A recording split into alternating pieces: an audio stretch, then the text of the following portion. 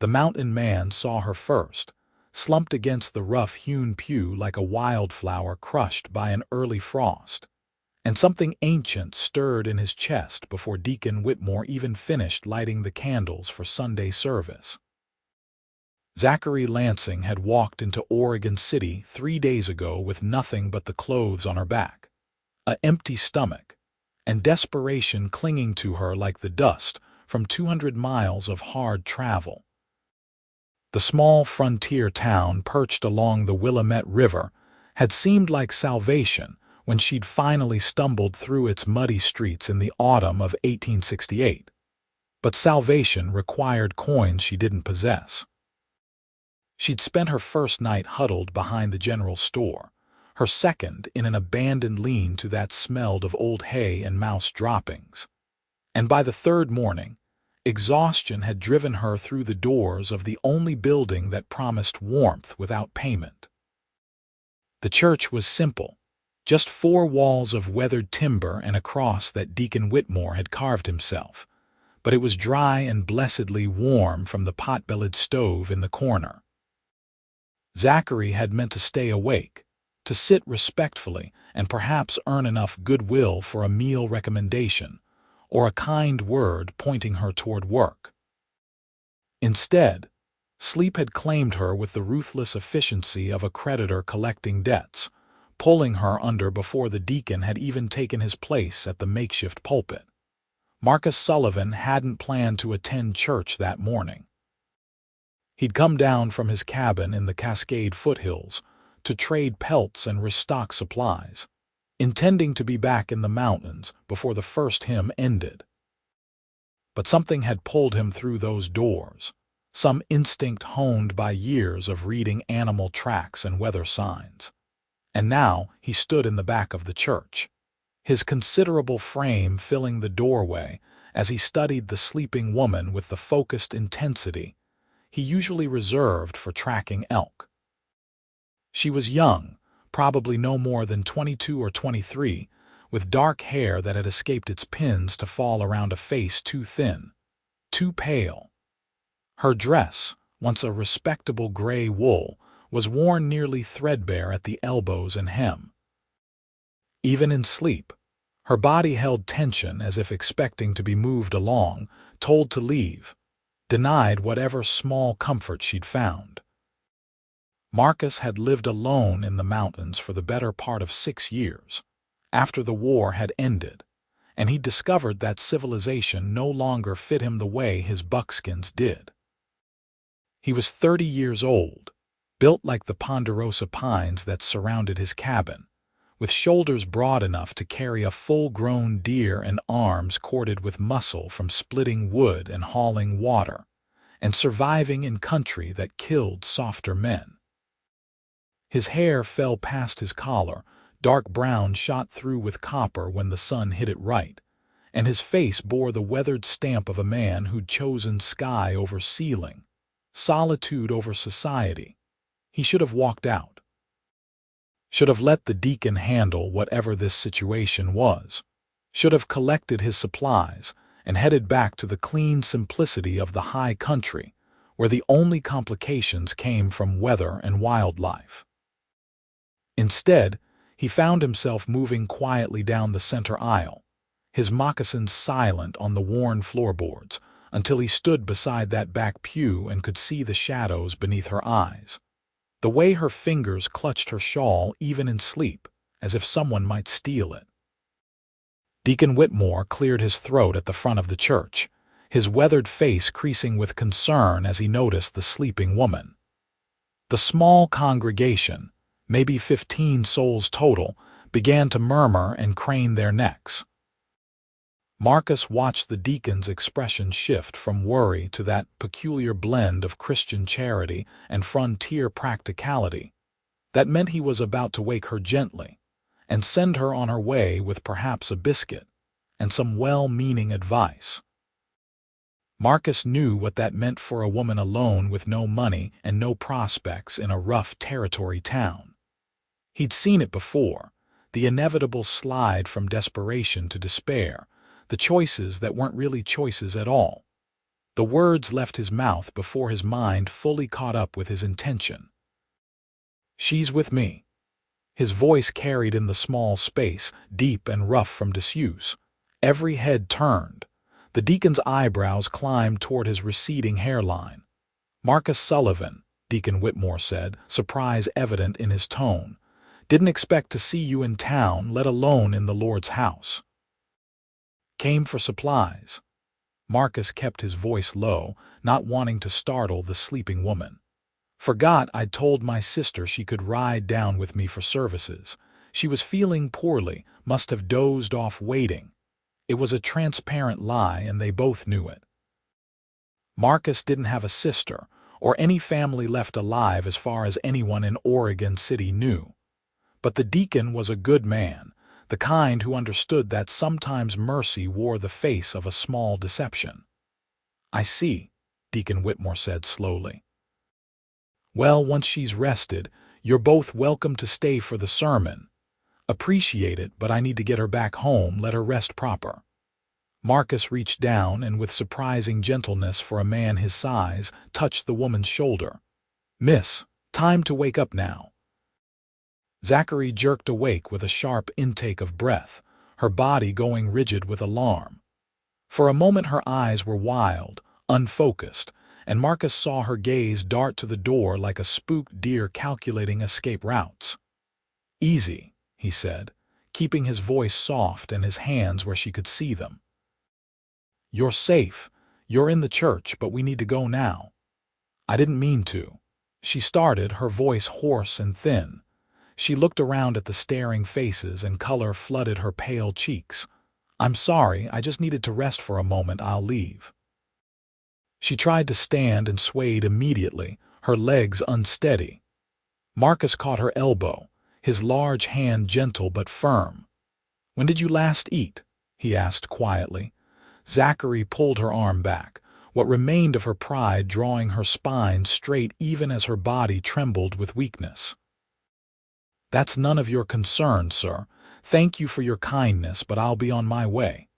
You'll fall on your face before you reach the door." It was a simple statement of fact, no judgment in it. "I've got a cabin up in the hills, plenty of room. You can rest there, get your strength back." Her eyes, he noticed, were an unusual shade of green, like new leaves in spring. They narrowed now with suspicion and fear. "I don't know you." "No, you don't. Name's Marcus Sullivan. I trap and hunt up in the Cascades, keep to myself mostly." "I'm not offering anything except a roof and a meal, and you can leave whenever you choose." "Why would you do that?" The suspicion in her voice cut deeper than she probably intended, spoke volumes about what she'd learned of human nature in her short life.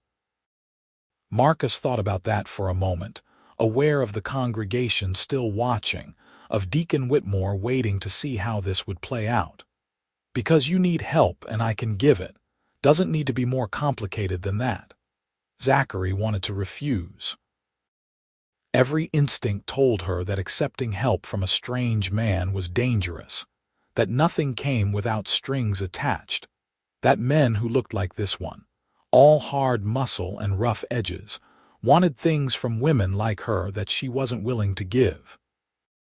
But her legs were shaking so badly she wasn't sure she could make it to the door, let alone find another place to sleep or a scrap of food to quiet the gnawing emptiness in her belly. "Just for a day or two," she heard herself say, "until I can find work." Fair enough. Marcus stepped back to give her space, let her stand on her own. She managed it barely, and he turned to address the deacon. "We'll be going now. Thank you for the warm welcome." Deacon Whitmore nodded slowly, his gaze moving between Marcus and the frail young woman who looked like she might blow away in a strong wind. "You take care now, both of you. And Marcus, good to see you among the faithful again." The walk to where Marcus had left his horse and pack mule tied outside the general store took 10 minutes that felt like an hour. Zachary concentrated on putting one foot in front of the other, on not showing how much each step cost her. She was aware of the mountain man beside her. keeping his pace slow to match hers, not touching her but staying close enough to catch her if she fell. His horse was a sturdy roan gelding that looked like it could carry a buffalo, and the pack mule was already laden with supplies. Marcus studied Zachary for a moment, clearly calculating. "You ever ridden before?" "A few times." She'd ridden plenty as a girl, before her father's farm had failed and her world had collapsed, but that seemed like a different lifetime. "You'll ride with me then." "Don't trust you not to fall off on your own." He swung up into the saddle with easy grace despite his size, then reached down. "Put your foot in the stirrup and give me your hand." Pride warred with practicality. Practicality won. Zachary grasped his hand and let him pull her up behind him. His strength was casual, effortless, as if she weighed nothing at all. She settled onto the horse's broad back, acutely aware of the solid warmth of him in front of her. "You'll want to hold on," Marcus said. "Trail gets rough in places." Zachary hesitated, then wrapped her arms lightly around his waist. Beneath the worn buckskin jacket, she could feel the solid muscle of his torso, the steady rhythm of his breathing. When was the last time she'd been this close to another human being? Months, at least. Maybe longer. Marcus clicked to the horse and they moved forward, the mule following on a lead rope. They rode through Oregon City's Main Street, past the general store and the blacksmith and the saloon that was already doing brisk business despite the Sunday morning hour.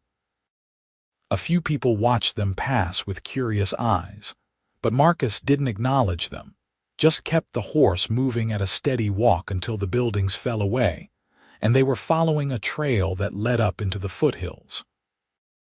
The October morning was crisp and clear, the kind of weather that made the evergreens smell sharp and clean. Zachary had been so focused on survival for so long that she'd almost forgotten to notice things like that. The simple beauty of sunlight filtering through branches, or the way mist clung to the valleys below. She felt the tension in her body begin to ease slightly, lulled by the horse's steady gait and the warmth seeping into her from the man she held on to. "How far is your cabin?" she asked after they'd been riding for perhaps 20 minutes. "About 2 hours at this pace." "It's pretty remote, but that's how I like it." "You live alone." "I do. Must get lonely." Marcus considered that. "Sometimes. Mostly it suits me." Zachary wanted to ask more, wanted to understand what would drive a man to choose isolation over community. But exhaustion was creeping back over her now that the adrenaline of waking in the church had faded. Her head began to nod forward, and she jerked it back up, embarrassed. "Go ahead and sleep if you need to," Marcus said, his voice rumbling through his chest where her cheek now rested. "I've got you. You won't fall." She should have protested, should have maintained some semblance of propriety, but her body had reached the end of what it could endure. Zachary's eyes drifted closed, and she slept against the back of a stranger who'd offered her kindness for no reason she could fathom, trusting him with a faith that surprised them both. Marcus felt the moment she surrendered to sleep, her body going soft against his back, her arms loose around his waist. He adjusted his position slightly to support her better, hyper-aware of how fragile she felt, how little of her there was. When was the last time he'd been responsible for another person? Years, he realized.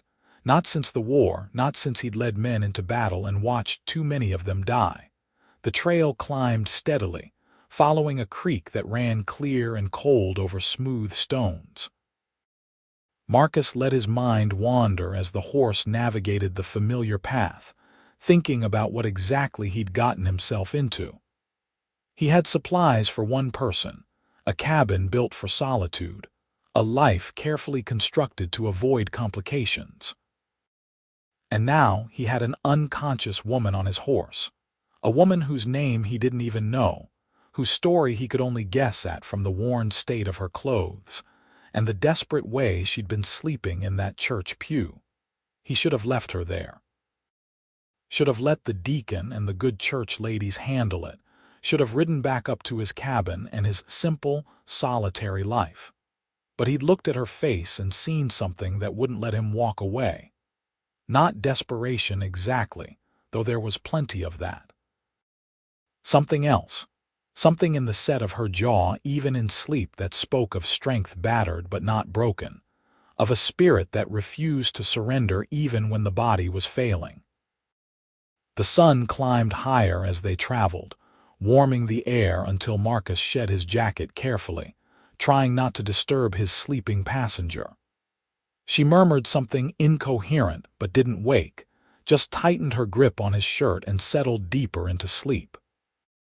They passed through stands of Douglas fir and cedar, crossed the creek twice where it bent across the trail, startled a doe and her late-season fawn into bounding away through the undergrowth. Marcus's cabin sat in a small clearing another hour up the mountain, positioned where a spring provided fresh water year-round, and the trees broke enough to let in light for a small garden. He'd built it himself over the course of a summer, cutting and notching each log, chinking the walls with mud and moss, constructing something solid and true that would stand against winter storms and the passage of time. As they climbed the final stretch of trail, Zachary began to stir. Marcus felt her wake gradually, the change in her breathing, the slight stiffening of her body as consciousness returned, and with it the memory of where she was and who she was with.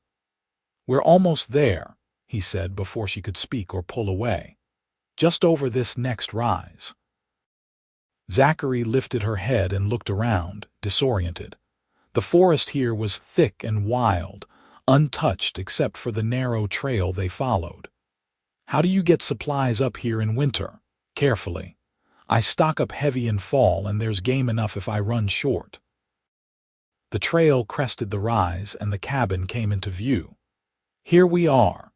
It was larger than Zachary had expected, a solid structure of chinked logs with a stone chimney already releasing a thin stream of smoke. Marcus must have banked the fire before leaving that morning.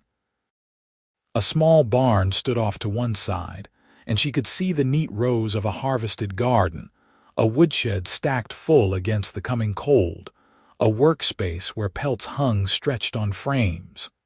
"You built this yourself?" she asked as Marcus dismounted and reached up to help her down.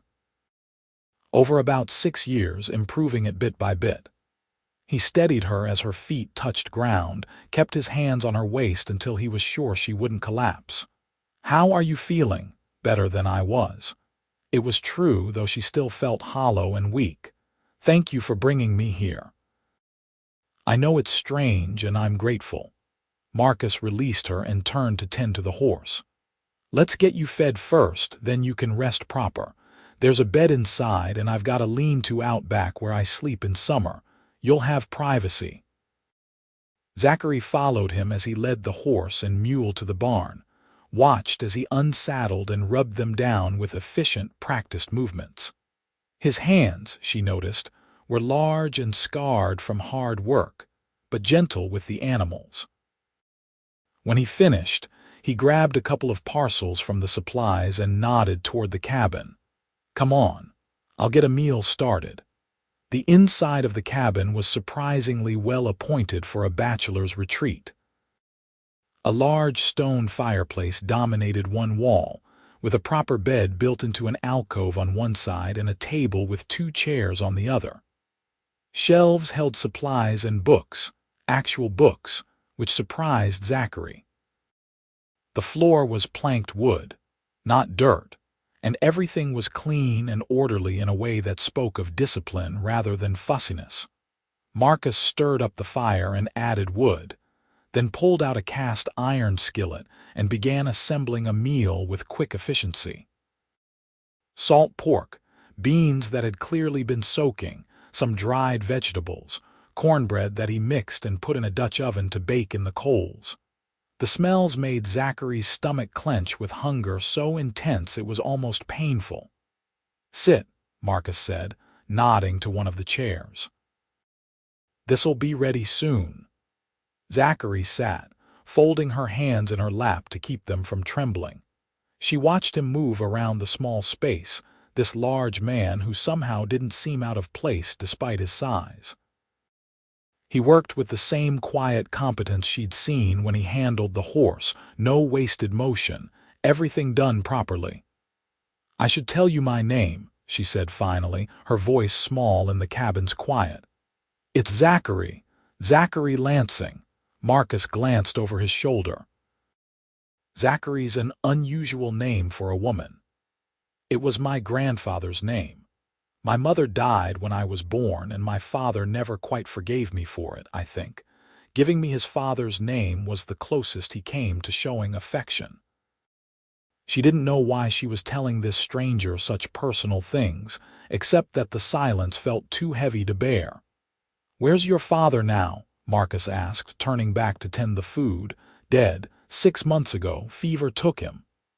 Zachary stared at her hands. The farm was already failing, had been for years. After he died, the bank took everything. I've been traveling, trying to find work, trying to get to somewhere I might have a fresh start. Why Oregon City? I heard there were opportunities in the Oregon Territory, families needing help, maybe teaching positions. I used to help at the schoolhouse back home in Missouri. She laughed, a bitter sound. Seems foolish now, traveling all this way on such thin hopes. Marcus dished up 2 plates, piling them high with food, and brought them to the table along with tin cups filled with water from a bucket by the door. "Eat slowly," he cautioned as he sat across from her. "Your stomach's probably shrunk. Don't want you getting sick." Zachary wanted to fall on the food like a starving animal, but she forced herself to take small bites, to chew carefully. Even so, the simple meal tasted better than anything she could remember eating. Real food, hot and seasoned, filling the emptiness that had lived in her belly for too long. They ate in silence for a while, Marcus matching his pace to hers, not rushing. When she'd eaten about half what was on her plate, Zachary set down her fork, her stomach protesting that it couldn't handle more despite her hunger. "That's okay," Marcus said. "You can eat again later when you're ready. Why don't you rest now? Bed's yours for as long as you need it."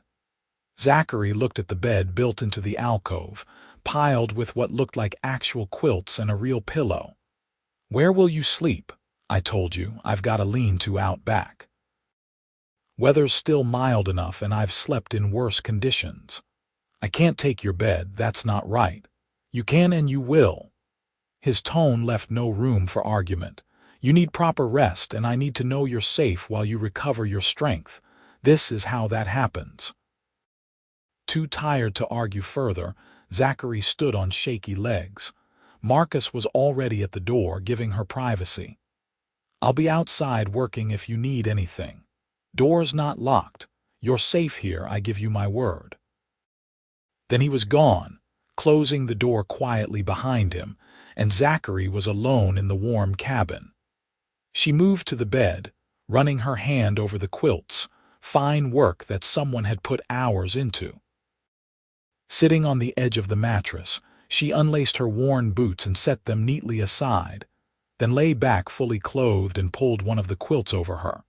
The bed was soft, the cabin warm, and for the first time in months, Zachary felt safe. She was asleep within minutes, a deep, dreamless sleep that her body desperately needed. Outside, Marcus stood for a moment in the clearing, breathing in the mountain air and wondering what exactly he'd done. He had a strange woman sleeping in his cabin, a woman he knew almost nothing about except that she'd been desperate enough to sleep in a church and accept help from a stranger. He should probably examine his own motivations more closely, should question this impulse to help that had seized him in that church. But Marcus had learned during the war and in the years since to trust his instincts, and his instincts said that Zachary Lansing was exactly who she appeared to be. A decent woman down on her luck who needed a helping hand. Nothing more complicated than that. He spent the afternoon attending to the tasks that made up his daily life. He checked the snares he'd set near the tree line, resetting two that had been tripped by something too small or too clever to get caught. He split more wood, his axe biting into the rounds of fir with rhythmic efficiency, adding to the already substantial pile in the woodshed. He worked on the pelts stretched in frames, scraping and treating them with the practiced skill of long experience. The physical labor felt good, familiar, gave his mind something to focus on besides the fact that his solitary life had just become decidedly less solitary. As the afternoon wore into evening, Marcus cleaned 3 trout he'd caught earlier in the week and prepared another simple meal. This one fish fried with wild onions and more cornbread. He was setting the table when he heard movement from the bed alcove. Zachary emerged looking slightly better than she had that morning, some color back in her face though her eyes were still shadowed with exhaustion. "How long did I sleep?" she asked, her voice rough. "Most of the day. It's coming on evening now." Marcus indicated the table. "Hungry, starving." She managed a small smile. "I know you said to eat slowly, but I feel like I could devour a whole deer. We'll work up to that." Marcus waited until she sat before taking his own seat. Fish and bread for now. This time Zachary was able to eat more, her stomach accepting the food gratefully. As they ate, Marcus asked careful questions, and Zachary found herself answering, telling him about her father's farm in Missouri, about the years of watching him struggle against drought and debt, and his own increasing bitterness. About teaching the younger children their letters when the schoolmarm took ill. About the long, lonely journey west after her father's death, the stages where she could afford them, the walking when she couldn't, the towns where she'd sought work and found none. "Why did everyone turn you away?" Marcus asked. "Seems like a woman with your education would be useful." Zachary hesitated, then decided honesty was the only option. "Some places wanted references I couldn't provide.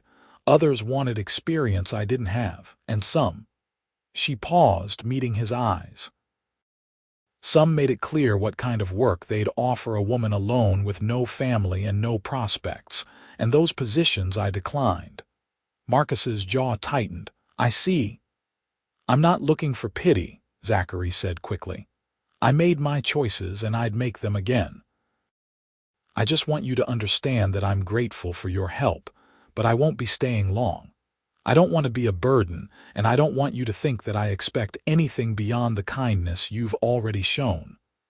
What if I offered you work?" The words came out before Marcus had fully thought them through, but once spoken, he didn't take them back. Zachary blinked. "What kind of work? Winter's coming.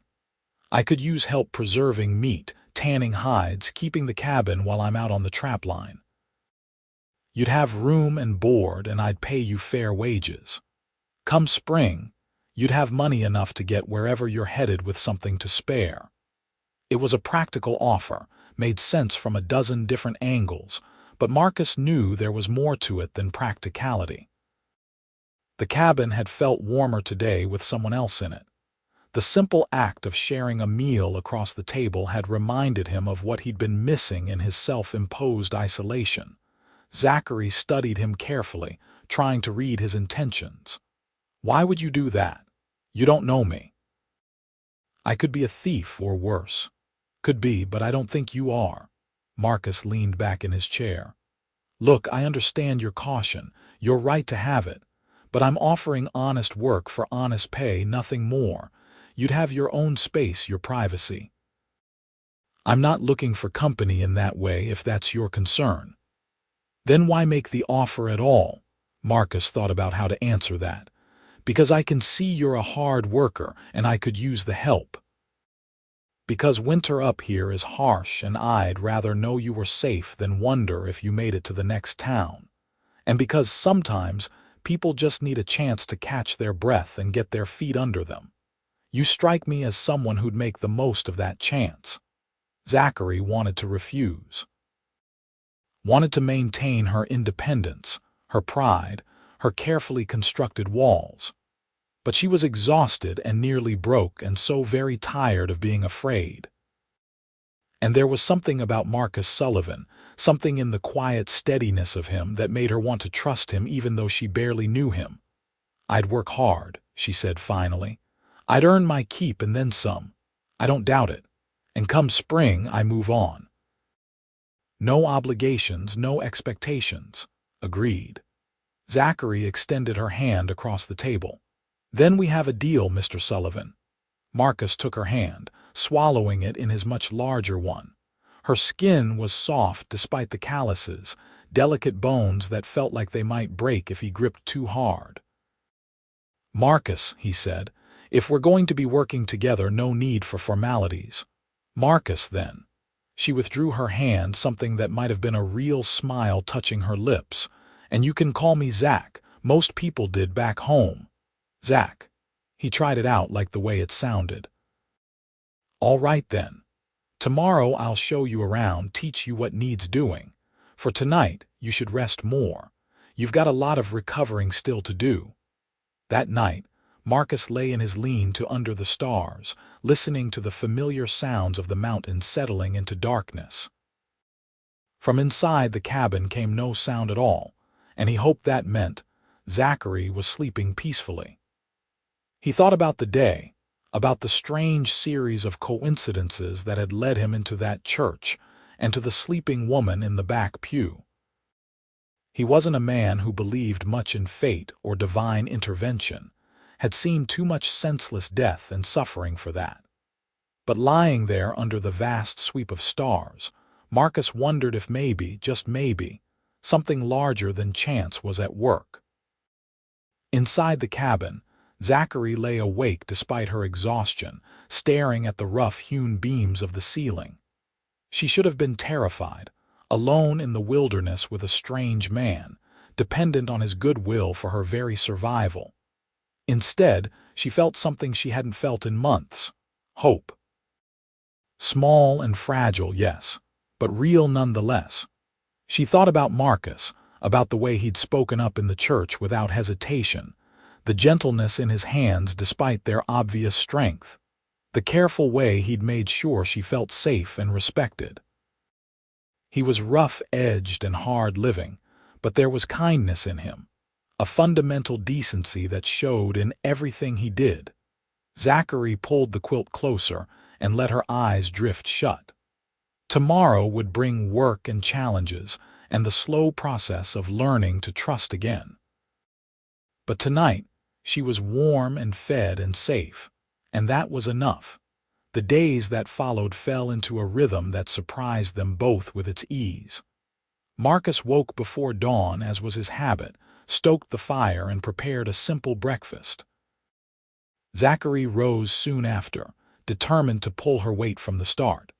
He showed her how to tend the snares, how to preserve meat by smoking and salting, how to work the hides until they were supple and ready for trade. She proved to be a quick learner, her hands clever and her mind sharp. Within a week, she'd taken over most of the cabin work, keeping the place clean and organized, managing the food stores, even improving on some of Marcus's more haphazard systems. She had a talent for efficiency, for seeing how things could be done better, and Marcus found himself deferring to her judgment more often than not.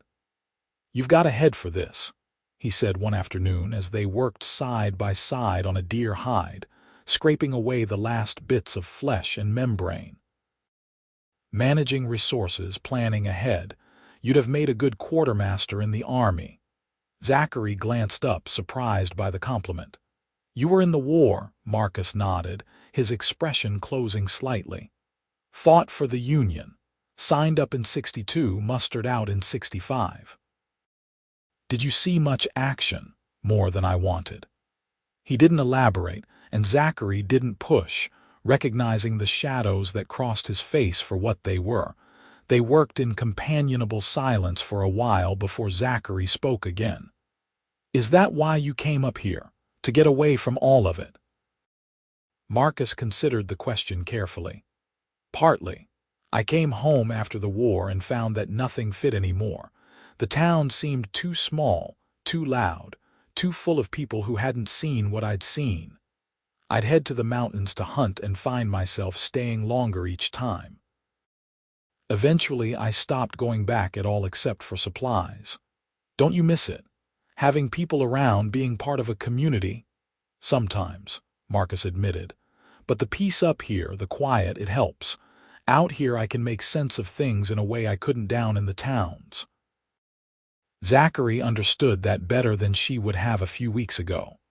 There was something healing about the mountains, about the simple rhythm of work and rest, about the way problems here had concrete solutions. You were cold, you built a fire. You were hungry, you hunted or fished or harvested. It was clean and clear in a way that life in civilization never seemed to be. As October gave way to November, the weather turned colder, and the first snows dusted the higher peaks. Marcus began running his trap line in earnest, gone sometimes for days at a time, and Zachary discovered that she enjoyed the solitude, the challenge of managing the cabin on her own. She kept the fire going, tended the animals Marcus had acquired over the years: 2 goats for milk, some chickens that somehow survived the predators and cold, the horse and mule. She read his books, cooked elaborate meals just because she could, felt herself growing stronger and healthier with each passing day.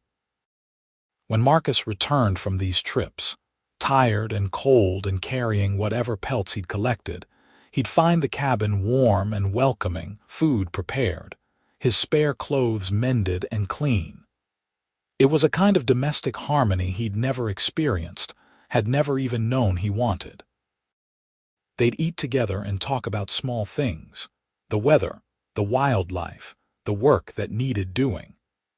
Sometimes they'd sit by the fire and Zachary would read aloud while Marcus worked on repairing gear or carving some small, useful thing from wood. He found himself looking forward to coming home in a way he never had before. Found himself thinking about her while he was out on the trap line, wondering if she was warm enough, if she had everything she needed, if she was happy. The last thought always brought him up short. Why should her happiness matter to him beyond basic human decency? But it did matter, more than he wanted to examine too closely. Zachary was changing too, in ways both obvious and subtle. Her body filled out as regular meals erased the gauntness of near starvation. Color returned to her cheeks, and her eyes lost that hunted, desperate look. She laughed more easily, spoke more freely, let her guard down in increments so small that Marcus barely noticed them, until he realized one day that she'd stopped flinching when he moved suddenly, stopped watching the door like she expected to be thrown out at any moment. She was beautiful, he realized with a start one evening as they worked together preparing venison for smoking. The firelight caught in her dark hair, turned her skin to gold, and when she glanced up and smiled at something he'd said, Marcus felt his heart do something unexpected in his chest. This was dangerous territory. She was here as his employee, under his protection, trusting him to be honorable. He had no right to look at her that way, to feel the stirring of something more than respect and friendship. Come spring, she'd be gone, moving on to whatever life she planned to build, and he'd return to his solitary existence in the mountains. But knowing that didn't stop his heart from beating faster when she laughed, didn't keep his eyes from following her as she moved around the cabin, didn't prevent the warmth that spread through his chest when he came home to find her waiting. Zachary was fighting her own battle with unwelcome feelings. She told herself that her growing attachment to Marcus was simple gratitude, nothing more. He'd saved her from destitution, given her work and shelter, and treated her with unfailing respect. Of course, she felt fondness for him. Of course, she enjoyed his company, appreciated his quiet strength, felt safe in his presence. But gratitude didn't explain the way her pulse quickened when she heard his footsteps approaching the cabin. Didn't account for the disappointment she felt when he left for the trapline, or the joy that flooded through her when he returned. Didn't justify the way she found herself watching him when he worked, admiring the play of muscles beneath his shirt, the competent grace of his movements despite his size. She was falling for him, and that was the worst thing she could possibly do.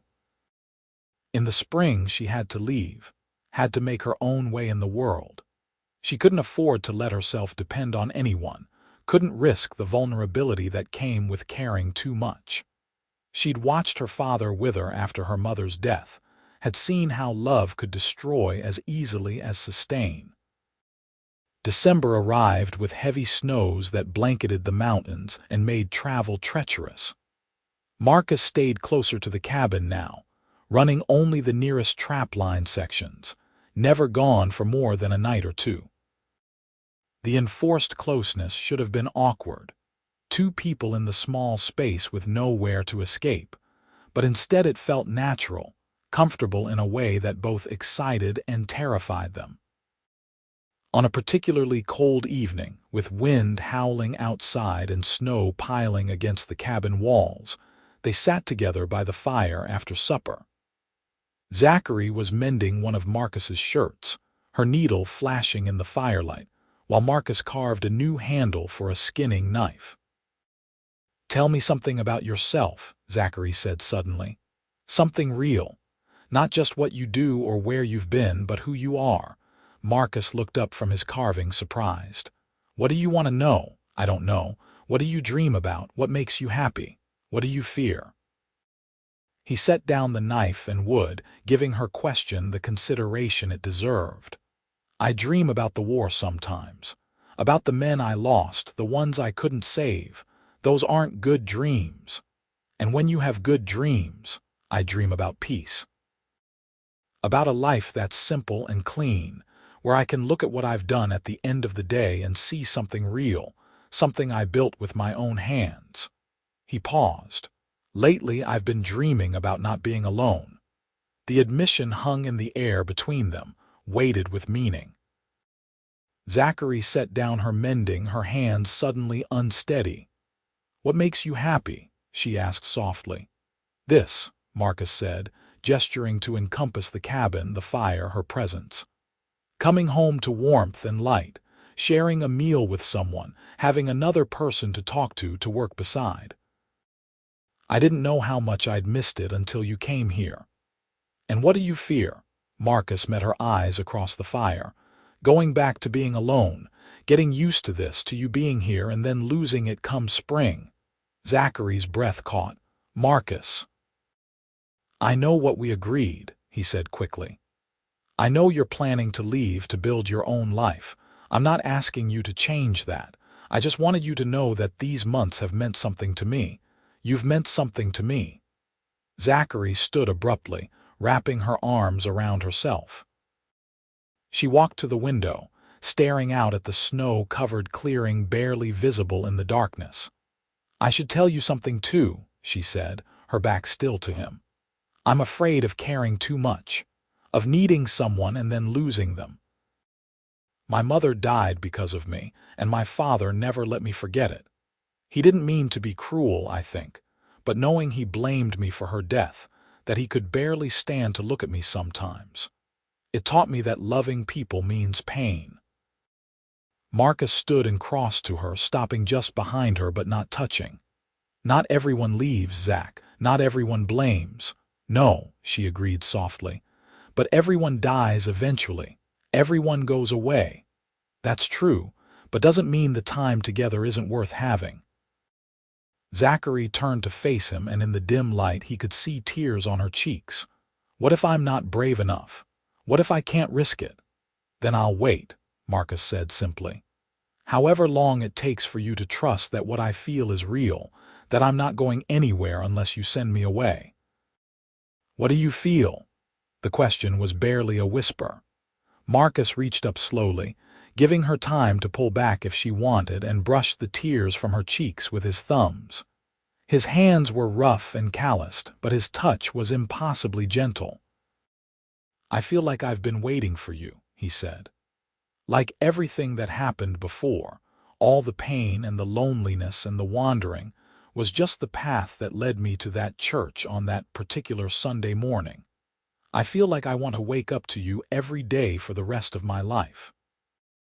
I feel like I'm falling in love with you, Zachary Lansing, and I don't know what to do about it except tell you the truth and hope that maybe, someday, you might feel the same." Zachary stared up at him, this big, rough mountain man with his gentle hands and his honest eyes, and felt something inside her crack open. All the walls she'd so carefully constructed, all the defenses she'd built against caring too much, came tumbling down. "I already do," she whispered. "God help me, I already do." Marcus let out a breath he hadn't known he was holding. Slowly, carefully, he drew her into his arms, and Zachary went willingly, pressing her face against his chest and letting herself be held. He was warm and solid and safe, and she realized that safety wasn't about avoiding pain or loss. It was about finding someone worth risking everything for. They stood like that for a long time, the fire crackling behind them, the storm raging outside, neither of them speaking because words felt inadequate to the moment. Finally, Marcus pressed a kiss to the top of her head and stepped back slightly. "We should probably talk about what this means," he said, his voice rough with emotion. Zachary nodded, wiping her eyes. "Yes, we should." They returned to their seats by the fire, but this time Marcus pulled his chair close to hers and took her hand, lacing his fingers through hers. "I want you to stay," he said. "Not as my employee, but as my partner. My wife, if you'll have me. I know it's fast. I know we've only known each other a couple of months, but I'm certain of this. I'm certain of you." "I don't have anything to bring to a marriage," Zachary said. "No money, no property, no family connections. Don't care about any of that. I've got this cabin, the trap line, enough to live comfortably if not richly. What I need is someone to share it with, someone who understands this life and wants it too. Do you want this life, I mean?" Zachary thought about the question seriously. Did she want to spend her life on a mountain, far from towns and society, living a simple existence of hard work and basic comforts? A few months ago, she would have said no.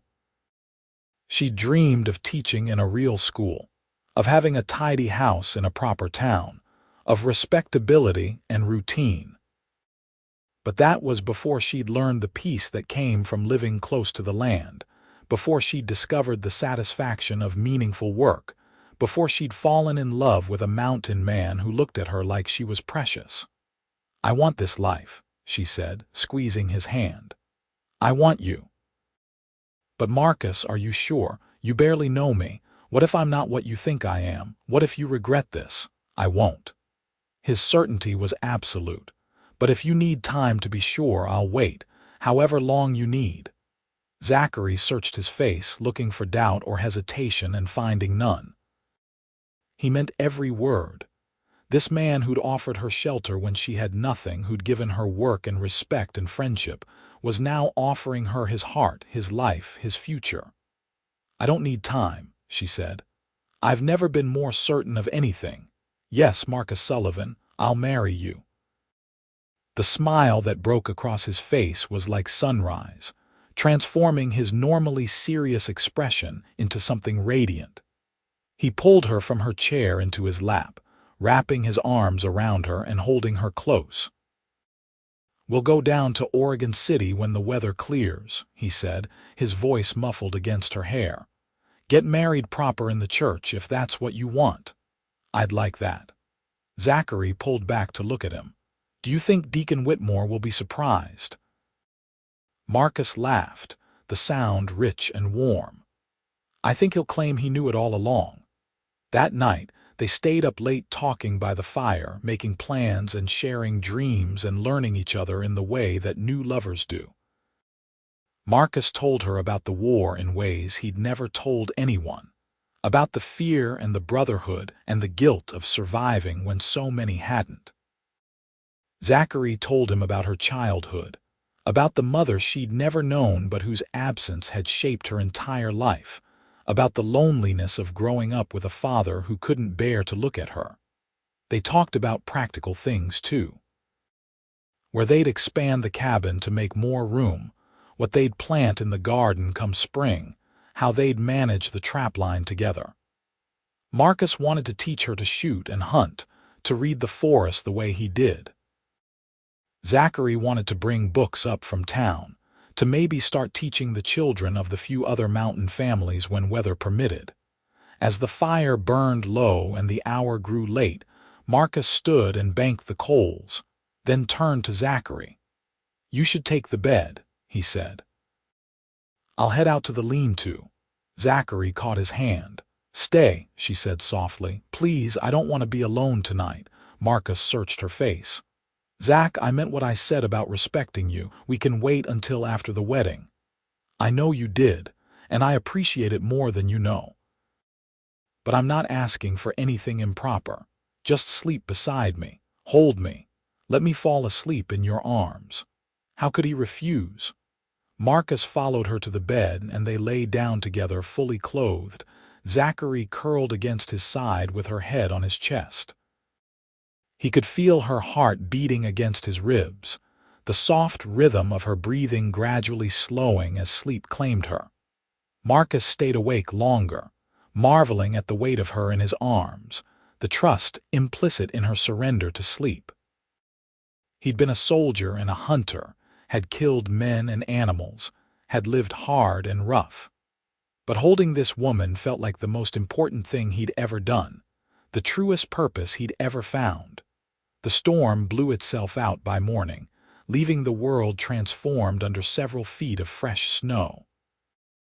They woke tangled together, Zachary blinking sleepily up at Marcus as dawn light filtered through the window. "Good morning," she murmured, a shy smile touching her lips. "Morning." Marcus brushed a strand of hair from her face. "Sleep well, better than I have in years."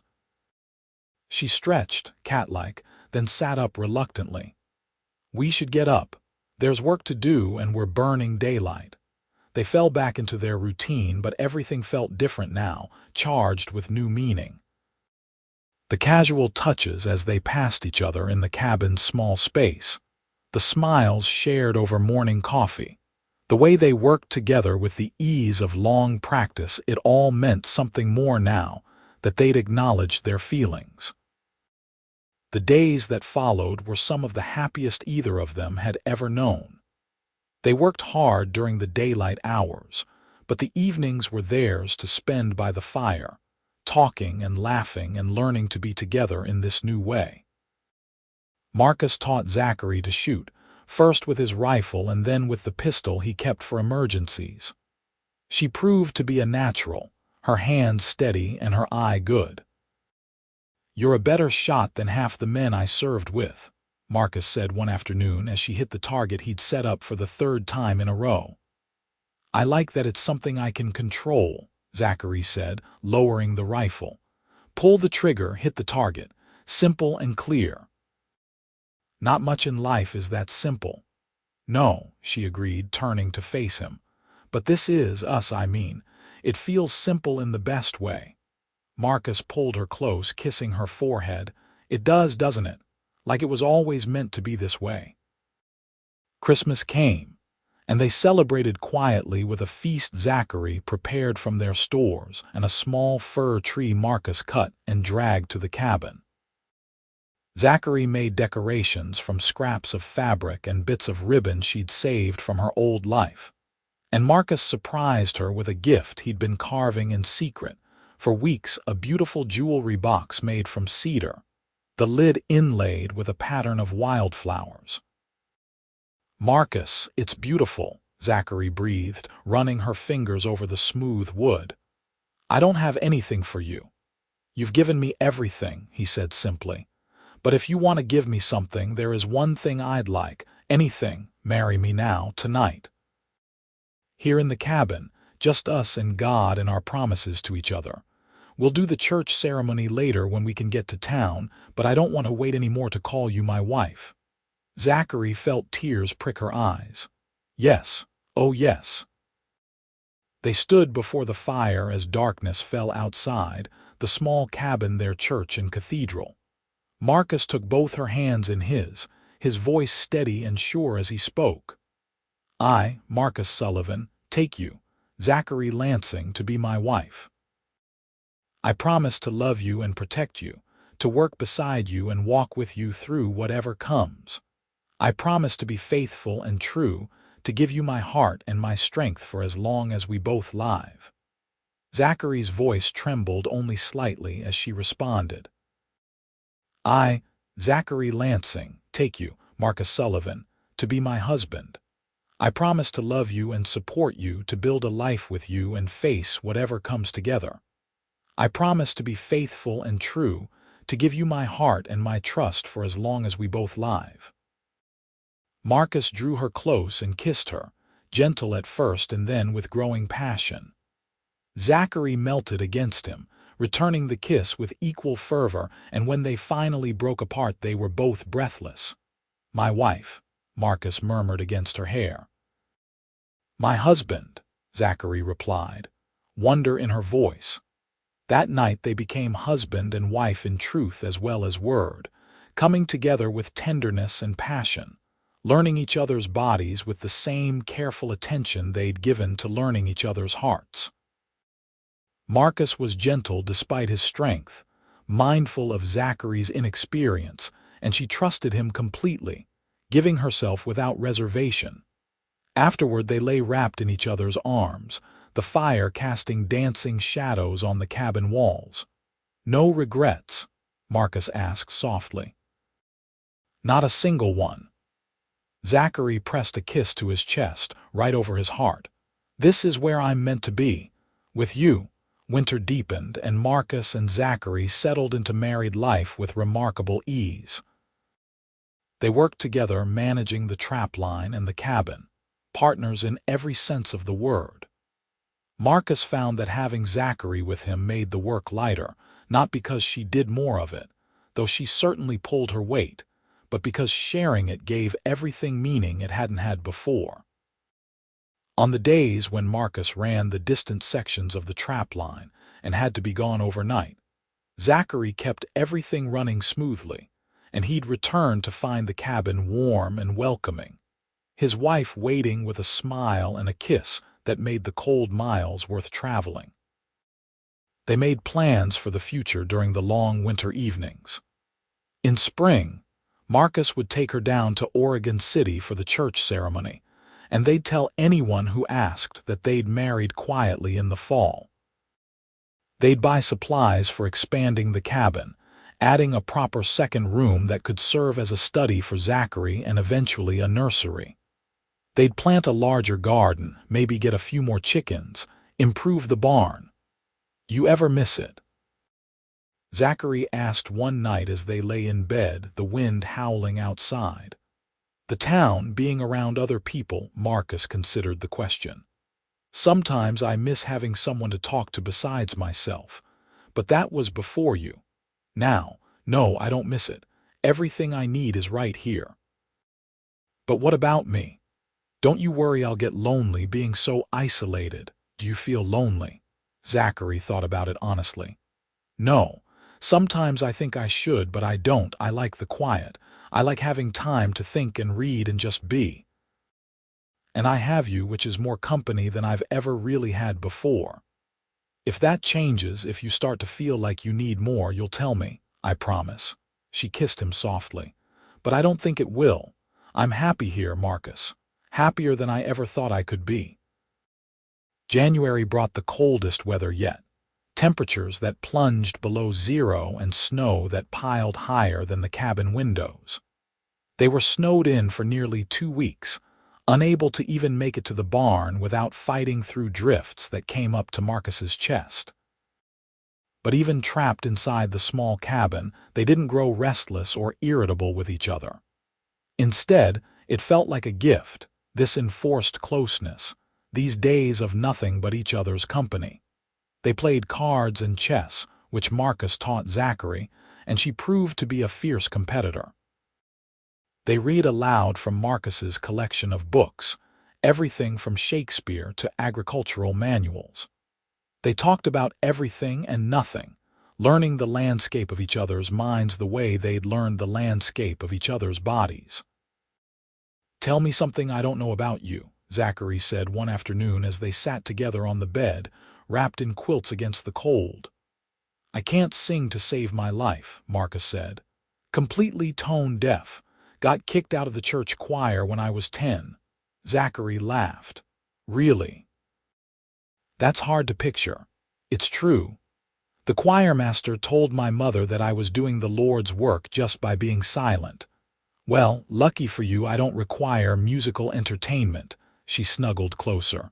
"Your turn. Ask me something. What's your favorite memory?"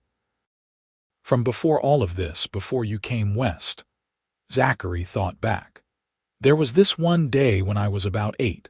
My father had gone to town and wouldn't be back until late, so I had the whole day to myself. It was summer, beautiful and warm, and I spent the entire day in this meadow near our farm, just lying in the grass and watching the clouds. I remember feeling so free, so happy, like anything was possible." She paused. "I hadn't thought about that day in years. Strange what we forget." "Not strange that you'd forget the good things when the hard times came after." "No, I suppose not." Zachary lifted her head to look at him. "But I have good things now.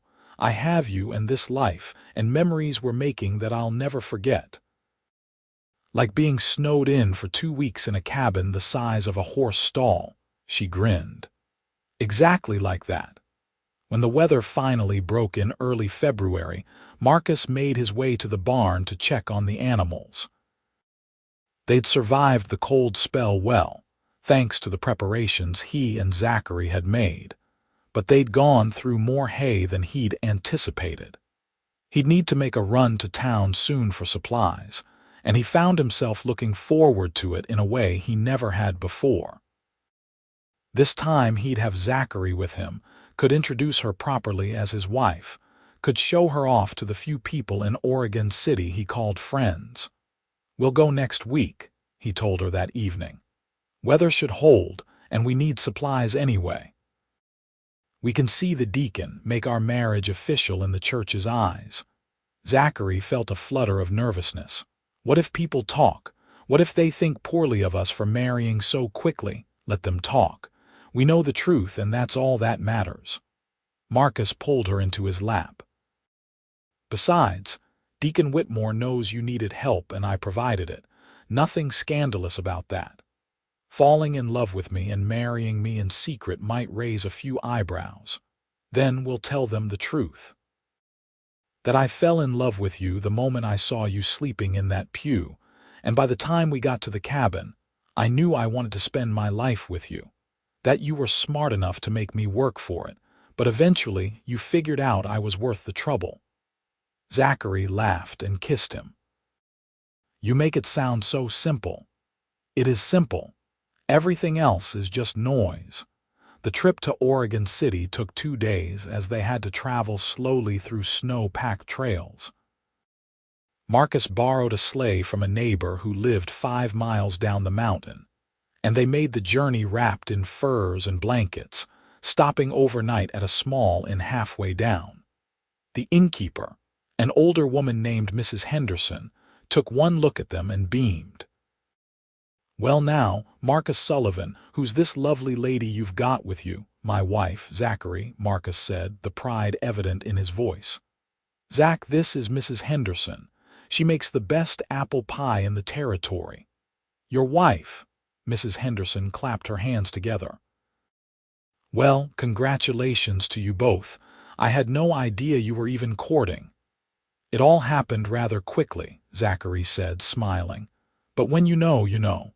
Ain't that the truth? My late husband and I knew each other 3 weeks before we married, and we had 47 happy years together before the Lord took him." She bustled them inside. "Come on, let's get you fed and settled. This calls for celebration." That night, over generous portions of stew and the promised apple pie, they told Mrs. Henderson their story. An edited version, certainly, but true in all the important ways. How Marcus had found Zachary in the church, had offered her work at his cabin, how they'd fallen in love over the course of the winter. "That's the most romantic thing I've heard in ages," Mrs. Henderson sighed. "Like something out of a novel. You hold on to this one, Marcus Sullivan. A woman who can love a rough mountain man is worth her weight in gold." "Don't I know it?" Marcus said, reaching for Zachary's hand across the table. They reached Oregon City the next afternoon, and Marcus drove the sleigh straight to the church. Deacon Whitmore was inside, preparing for the evening service, and his face lit up when he saw them enter. "Marcus, and Miss Lansing, isn't it? What a pleasant surprise." "It's Mrs. Sullivan now," Marcus said. "We married up at the cabin during the winter. But we wanted to have a church ceremony as well, if you'd be willing to perform it." The deacon's eyebrows rose, but his smile didn't falter. "Married already, are you? Well, the Lord works in mysterious ways. Of course I'll perform the ceremony. When would you like to do it?" "Tomorrow, if possible," Zachary said. "We can't be away from the cabin too long, but we wanted to do this properly." "Tomorrow it is, then."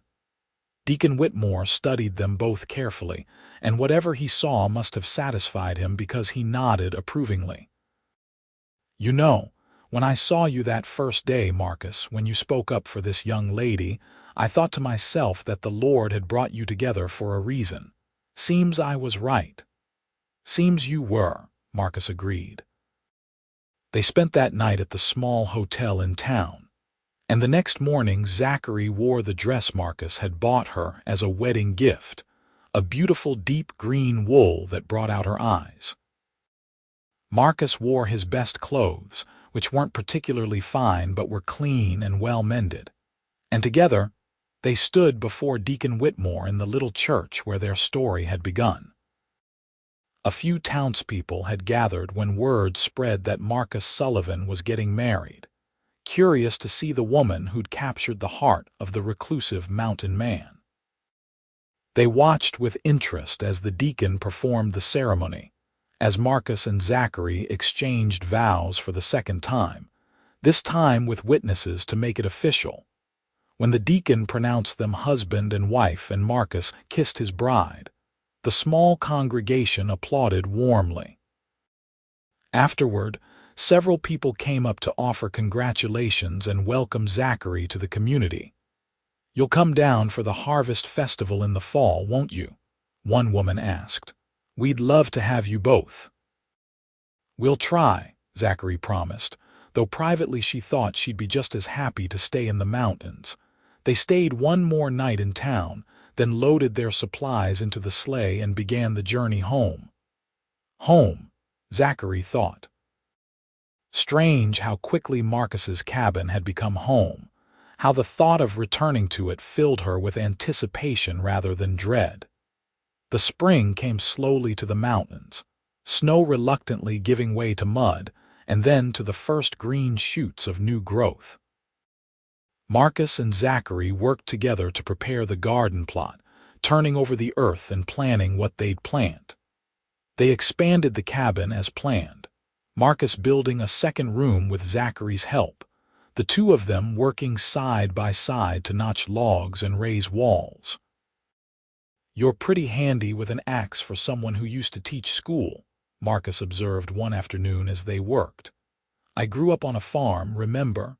I might have preferred books to livestock, but I learned to work with my hands." Zachary set down her axe and stretched her back. "Though I have to admit, this is harder than I remembered.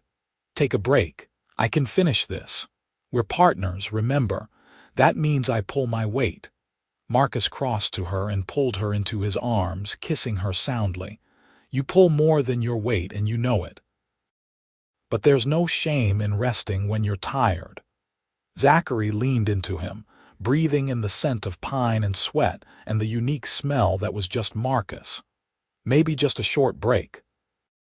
They sat together in the shade of the cabin, passing a canteen of cool water back and forth, and Marcus found himself thinking about the future in ways he never had before.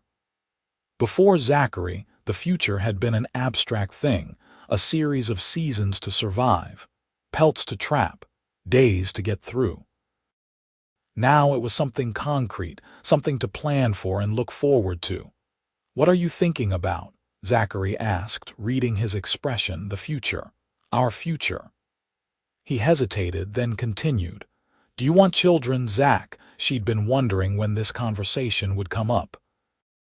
"I think so. Someday. Do you?" "I never thought I did. Never imagined having a family of my own. But now, with you, I find myself wanting it, wanting to see a child with your eyes and your smile running around this clearing." Zachary felt warmth spread through her chest. "We have time to think about it. We're still getting used to being married, still building our life together." "True enough." Marcus pulled her closer. "But when you're ready, if you're ready, I want you to know I'd be happy to be a father." "You'd be a wonderful father," Zachary said softly. "Patient and strong and kind. Any child would be lucky to have you." As summer arrived in full force, the mountains burst into life. The garden Zachary had planted flourished, providing fresh vegetables to supplement their diet of meat and stored goods. Wildflowers carpeted the meadows, and Zachary took to walking through them in the evenings, gathering bouquets to brighten the cabin. Marcus taught her to fish in the cold mountain streams, and she proved to be as adept at it as she was at shooting. They'd spend peaceful hours sitting on the bank of the creek that ran through their property, lines in the water, talking about everything and nothing. "I never knew life could be this peaceful," Zachary said one evening as they walked back to the cabin, their catch cleaned and ready to cook. "This happy?" "Neither did I," Marcus admitted. "I thought peace was something you had to fight for, had to struggle to achieve. But this, what we have, it's just—" He searched for the right word. "Natural," Zachary supplied. "It feels natural, like we were always meant to find each other." Exactly. That night, as they lay in bed with the windows open to the cool mountain air, Zachary turned to Marcus with a shy smile. "Remember when you asked me about children?" "Yes." Marcus propped himself up on one elbow, giving her his full attention. "I think I might be ready. Or at least I think I'd like to try, if you still want to." Marcus felt his heart swell with an emotion too big to name. "Are you sure? There's no rush." "I'm sure. I love you, Marcus Sullivan, and I want to build a family with you. I want to see what we create together." He kissed her then, pouring all his love and hope and dreams into it, and she responded with equal passion. They came together as they had so many times before, but this time was different, charged with new possibility, new meaning. The summer passed in a golden haze of work and love and simple contentment. They finished the addition to the cabin, and Zachary set up the new room as a study with shelves for books and a desk where she could write letters and keep accounts. She'd started corresponding with a few other families in the mountains, and there was talk of starting a small school that would meet once a month or so, rotating between cabins. Marcus supported the idea enthusiastically. "You're a natural teacher. Be ashamed to let that go to waste." It wouldn't be much, just basic reading and arithmetic for the children up here. It would be everything to those families, give their kids a chance they wouldn't otherwise have. In August, Zachary missed her monthly courses and then missed them again in September. She waited another month to be sure before telling Marcus, wanting to be absolutely certain before getting his hopes up. He was out checking the trap line when she confirmed it to herself, and she spent the day in a state of excited nervousness, planning how to tell him. Finally, as they sat down to supper, she couldn't wait any longer. "Marcus, I have something to tell you." He looked up from his plate, reading the expression on her face. "What is it? Is something wrong?" "No, nothing's wrong. Everything's very right, actually." She took a deep breath. "I'm going to have a baby." For a moment, Marcus just stared at her, the words not quite registering. Then understanding dawned, and his face transformed with joy so pure it brought tears to Zachary's eyes. "A baby. You're certain as I can be. I've missed 3 months now, and I've been feeling queasy in the mornings." She laughed shakily. "We're going to be parents, Marcus." He was around the table in an instant, pulling her up into his arms and holding her so carefully as if she might break. "This is the best news you could have given me. The very best." They held each other for a long time, both of them overwhelmed by the magnitude of it. A baby, a child of their own, a new life created from their love.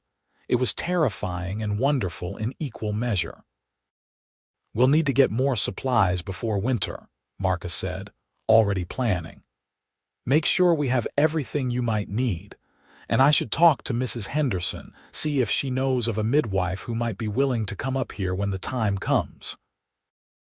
"The baby won't be here until spring," Zachary said, amused by his sudden flurry of activity. "We have time to prepare." "I know, but I want everything to be perfect. Want you to have everything you need." Zachary cupped his face in her hands, making him look at her. "All I need is you. You and this cabin and our life together. Everything else is just details." Marcus kissed her forehead, her cheeks, her lips. "You're going to be an amazing mother, and you're going to be an amazing father." The pregnancy progressed smoothly through the fall and into winter. Zachary dealt with morning sickness and fatigue, but Marcus was attentive and patient, taking over more of the physical work and making sure she rested when she needed to. As her belly began to swell with their child, he'd place his hand on it in wonder, feeling the baby move and kick. "Strong already," he'd say with pride. "Takes after you." Or "takes after you with all those muscles," Zachary would counter, making him laugh. They spent the long winter evenings preparing for the baby's arrival. Marcus carved a beautiful cradle from cedar, sanding it until it was smooth as silk, while Zachary sewed tiny clothes and blankets. They argued good-naturedly about names, making lists and crossing them off and making new ones. "If it's a boy, I like Matthew," Marcus suggested. "Matthew Sullivan. That has a nice ring to it." Zachary added it to the list. "And if it's a girl, what about Zechariah, after her mother?" "Absolutely not. That's a terrible name for a girl, trust me on this one." They settled eventually on Matthew for a boy and Sarah for a girl. Both solid, traditional names that felt right. As winter gave way to spring and Zachary's time drew near, Marcus made a trip down to Oregon City to fetch Mrs. Henderson, who'd agreed to come stay with them for the birthing. The older woman took one look at Zachary's swollen belly and pronounced her healthy and ready. "Baby should come any day now," she said confidently. "These things have their own timing." She was right. 3 days later, Zachary's labor began in the early morning hours. Marcus wanted to panic, wanted to do something, anything, to help, but Mrs. Henderson shooed him out of the cabin with instructions to boil water and stay out of the way. "This is women's work," she said firmly.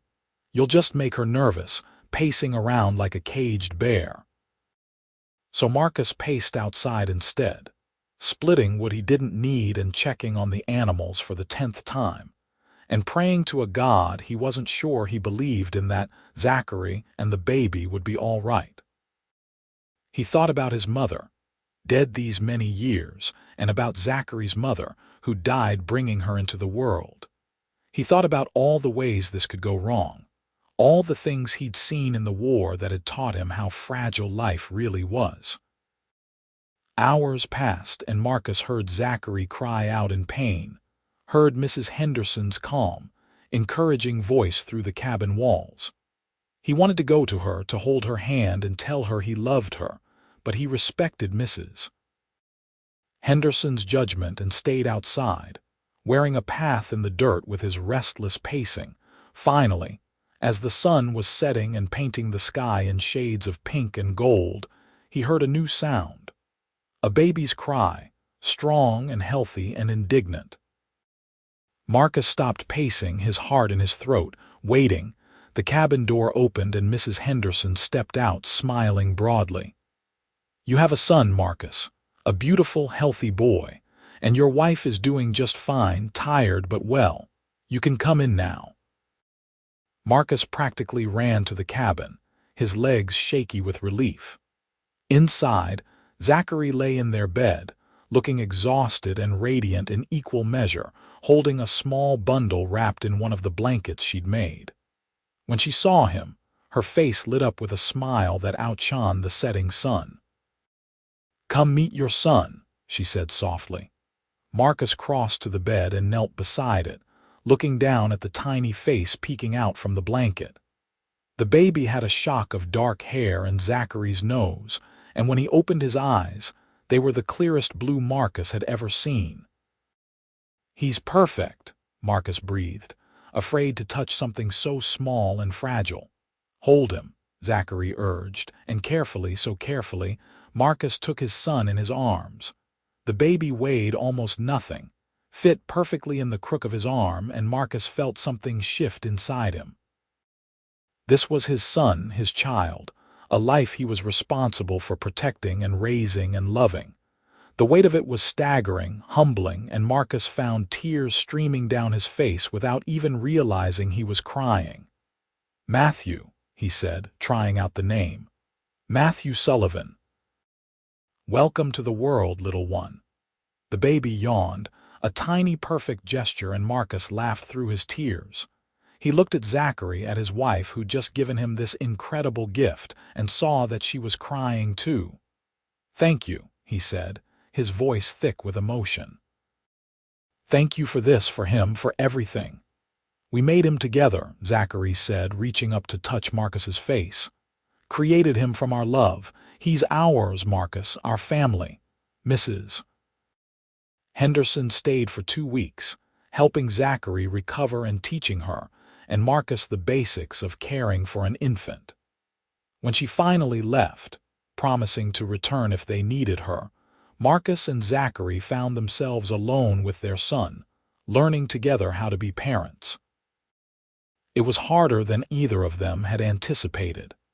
Matthew was a good baby, healthy and strong, but he needed constant care and attention.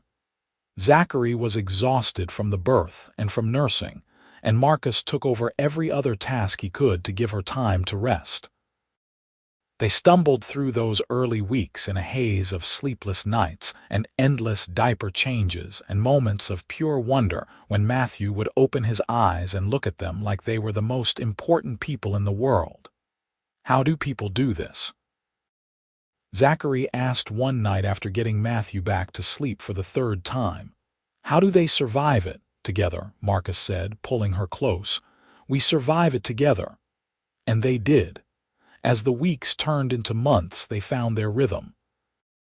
Marcus would take Matthew in the early mornings, letting Zachary sleep a bit longer, walking the baby around the cabin and talking to him about the mountains and the animals and the life he'd have growing up in this wild, beautiful place.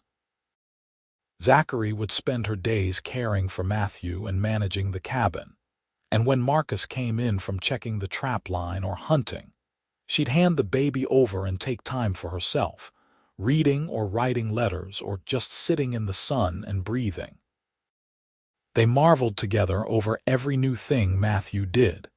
His first smile, which came at 6 weeks and made them both weep with joy. The way he'd track them with his eyes as they moved around the cabin. The strong grip of his tiny fists when they'd let him hold their fingers. "He's going to be big like his father," Zachary said one evening as she nursed him. "Look at the size of those hands. As long as he has his mother's brain and heart, he'll do just fine." Summer arrived, and with it new challenges and joys. Matthew grew stronger and more alert, fascinated by everything around him.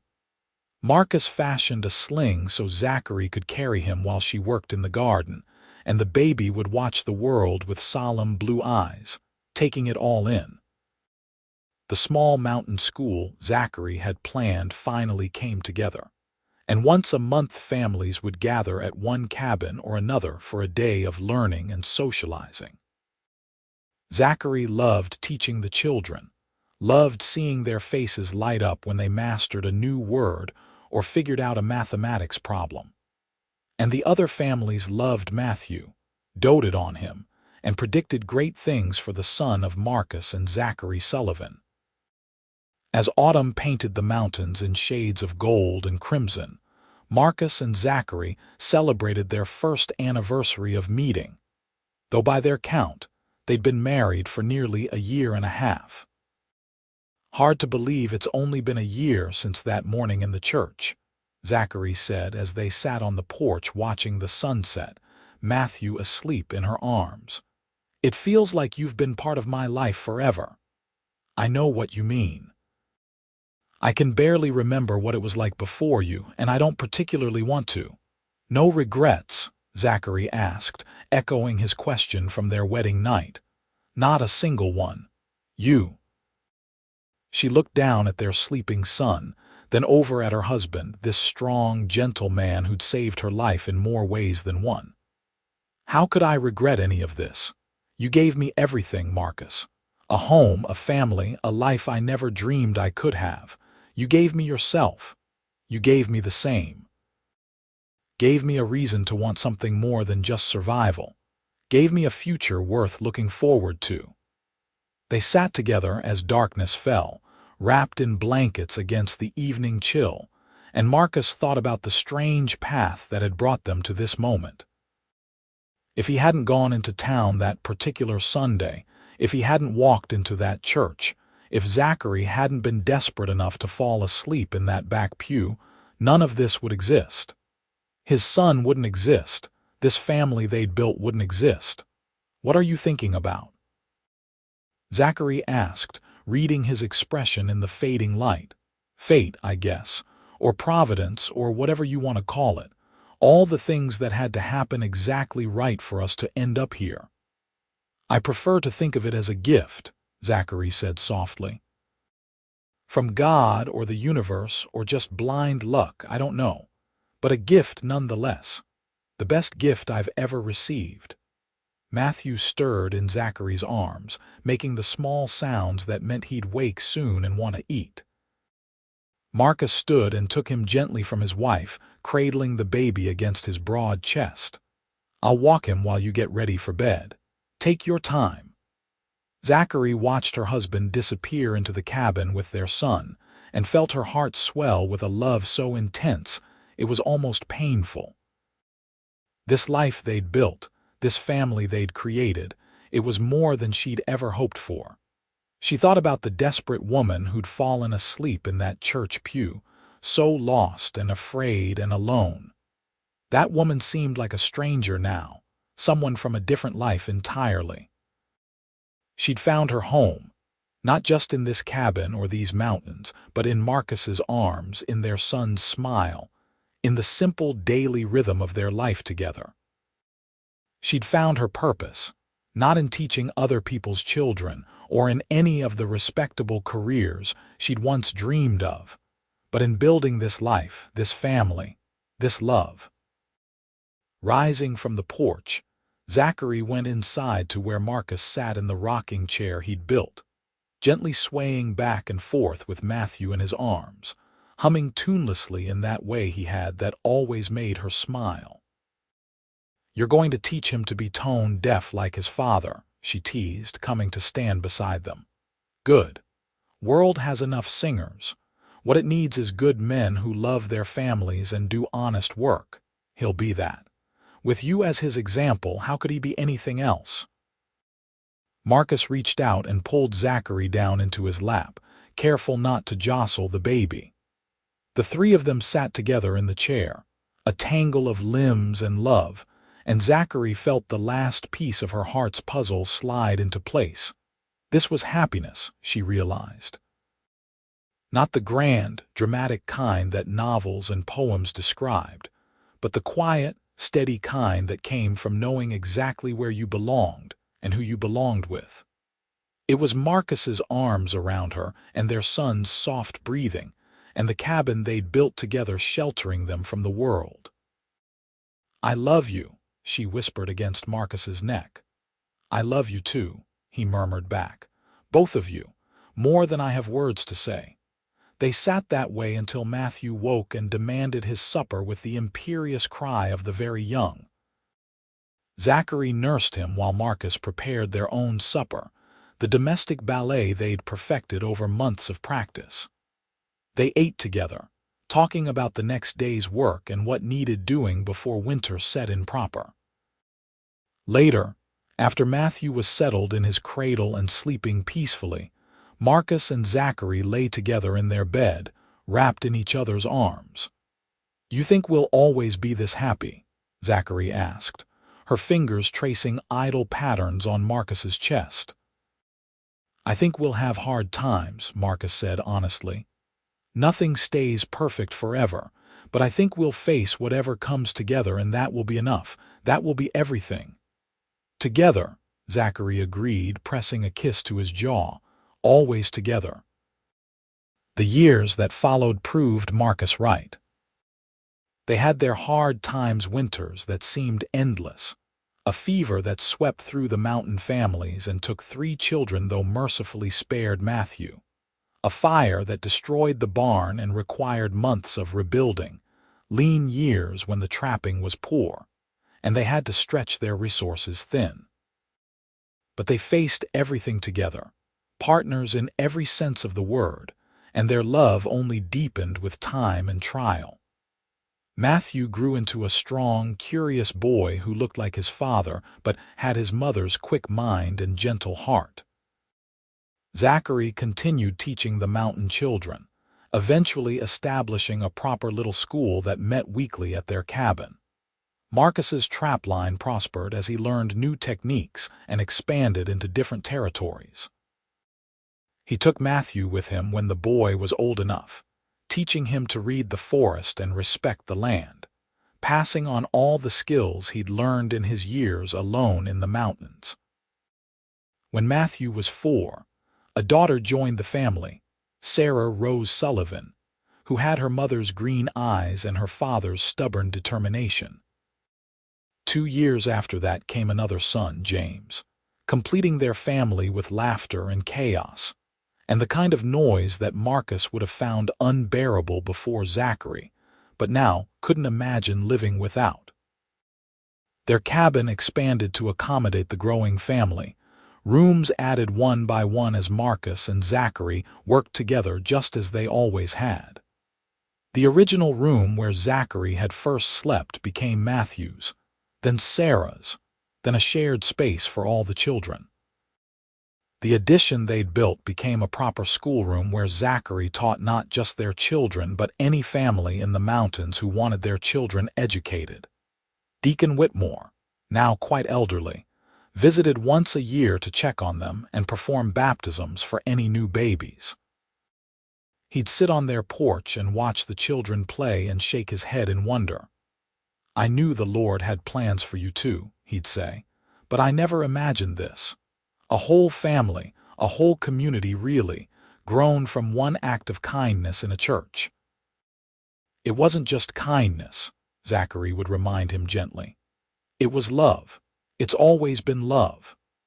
On their 10th anniversary of meeting, Marcus and Zachary stood together in the clearing where their cabin sat, now surrounded by gardens and outbuildings and the signs of a life well lived. The children were inside with Mrs. Henderson, who still made the trek up the mountain a few times a year, and Marcus and Zachary had stolen a rare moment alone. "Happy anniversary," Marcus said, pulling her close. "Happy anniversary." Zachary looked around at everything they'd built, everything they'd created together. "Did you ever imagine that day in the church that it would lead to all this? Honestly, no. I just knew I couldn't leave you there. Couldn't walk away from whatever it was I felt when I saw you sleeping in that pew." What did you feel?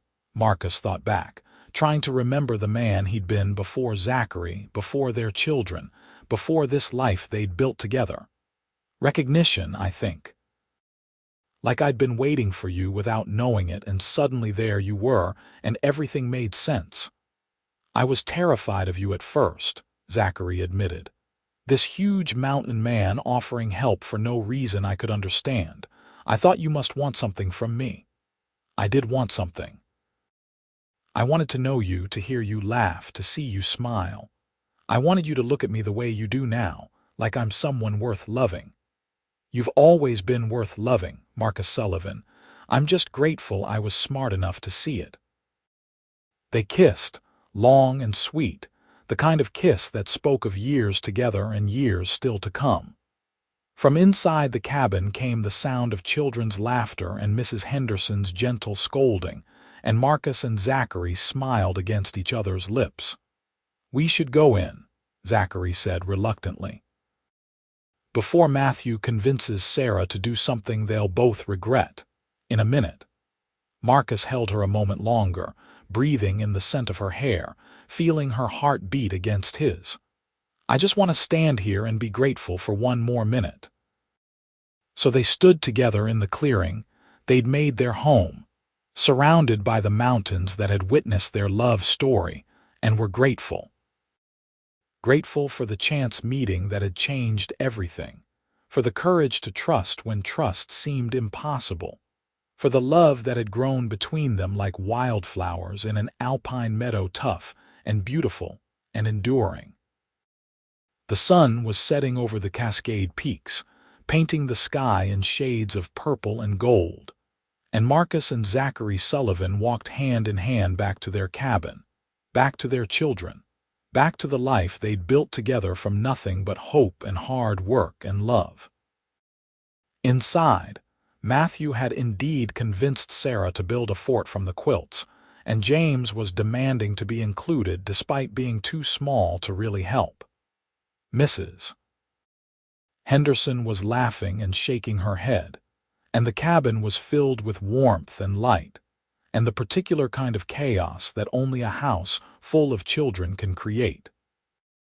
Zachary moved to sort out the situation while Marcus added wood to the fire, and they shared a look across the cabin that said everything words couldn't. This was their life, loud and messy and perfect, built on the foundation of a desperate woman sleeping in a church pew, and a mountain man who couldn't walk away. They'd found each other in the most unlikely of circumstances, had built something real and lasting from the ashes of Zachary's old life and the loneliness of Marcus's solitude.